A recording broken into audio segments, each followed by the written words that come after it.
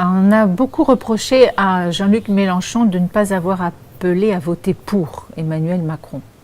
Mais que se serait-il passé s'il l'avait fait? Tous ceux qui ont travaillé avec lui, les insoumis inscrits sur la France Insoumise, se seraient indignés.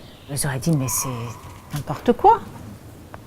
On s'est battu contre ce candidat, on se bat depuis des années contre les marchés financiers, contre ces banquiers qui s'immiscent dans la vie politique et puis maintenant on nous demande de voter pour le banquier qui a rédigé la loi El Khomri. Et cela aurait suscité de la même colère que l'on entend aujourd'hui de la part de ceux qui reprochent à Jean-Luc Mélenchon de ne pas avoir appelé à voter pour le banquier. Quoi qu'il l'ait dit, il aurait été critiqué.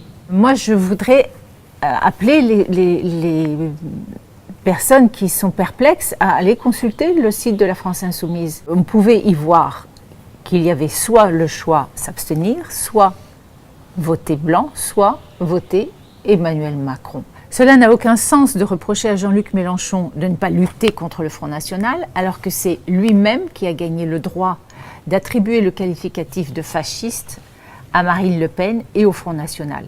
Partant de là, Jean-Luc Mélenchon ne pouvait pas appeler à voter pour ceux-là même qui ont contribué à faire monter ce parti fasciste, Front National, dans les résultats des élections, année après année, jusqu'à aboutir à ce second tour de l'élection présidentielle, Macron-Le Pen.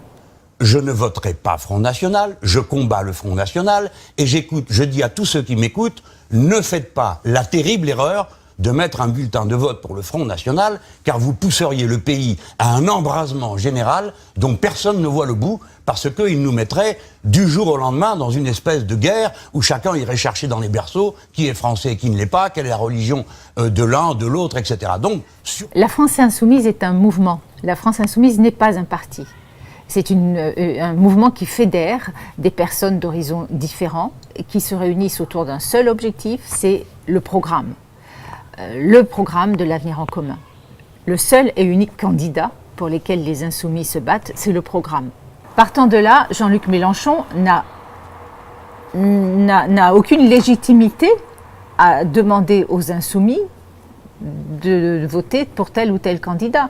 Il ne peut pas, dans ce contexte, donner de consigne de vote. Moi, personnellement, le fait de ne pas avoir reçu de consigne de vote de la part de Jean-Luc Mélenchon, je l'ai pris comme une preuve de respect. Il n'y a rien qui m'exaspère davantage depuis que j'ai l'âge de voter, depuis que j'ai 18 ans, que cette vente aux enchères à laquelle on assiste entre les deux tours. Chaque candidat a récupéré son paquet de millions de voix et ils font leur marché entre les deux tours et pour savoir à qui ils vont remettre leur voix. Alors il y en a un qui va leur proposer un poste de ministre, ça leur convient, ils donnent les voix, voilà, et ils lancent la consigne de vote.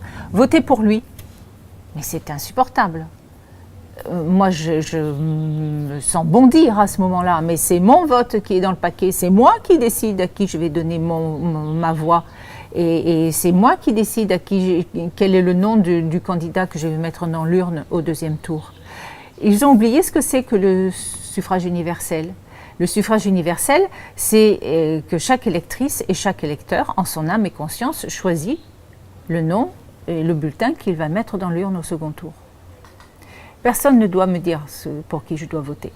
Les gens ont tellement pris l'habitude de recevoir des consignes de vote qu'ils attendent qu'on leur dise pour qui voter. Eh bien non. Lorsque cela n'arrive plus, ça les met en colère. Mais enfin, ce n'est pas comme ça qu'on nous parle d'habitude. Bien, certes, mais d'habitude, on ne vous respecte pas. Et Jean-Luc Mélenchon, lui, n'a pas oublié que les électrices et les électeurs sont des adultes libres et responsables. Et il nous traite en adultes libres et responsables. Il ne nous infantilise pas. Vous n'avez pas besoin de moi pour savoir ce que vous avez à faire. Vous n'avez pas besoin de moi. Je ne suis pas un gourou. Je ne suis pas un guide. Je suis un responsable politique qui essaye d'éclairer le chemin et de porter la parole des autres. Je crois que je viens de vous aider à réfléchir. Vous d'abord être des personnes libres, des personnes conscientes. Vous allez prendre une décision.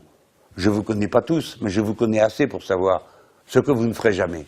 Donc ce n'est pas le sujet entre nous. La France Insoumise nous fait confiance et remet entre nos mains le choix du bulletin que l'on mettra dans l'urne.